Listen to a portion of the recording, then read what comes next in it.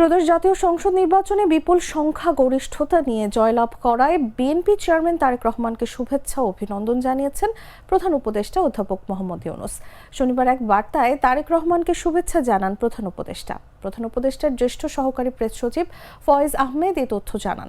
শুভেচ্ছা বার্তায় তারেক রহমানের উদ্দেশ্যে প্রধান উপদেষ্টা বলেন, গণতান্ত্রিক উত্তরণের ঐতিহাসিক প্রক্রিয়ায় জনগণের এই সুস্পষ্ট রায় দেশের সাংবিধানিক ও গণতান্ত্রিক ধারাবাহিকতা এবং প্রাতিষ্ঠানিক স্থিতিশীলতার ক্ষেত্রে অত্যন্ত গুরুত্বপূর্ণ মাইলফলক হয়ে থাকবে।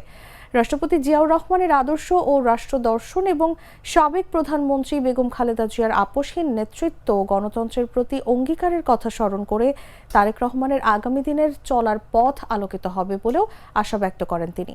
একই সঙ্গে অন্তর্বর্তী সরকার দায়িত্ব পালনকালে তার মূল্যবান সহযোগিতা ও গঠনমূলক ভূমিকার জন্য আন্তরিক ধন্যবাদ জানান।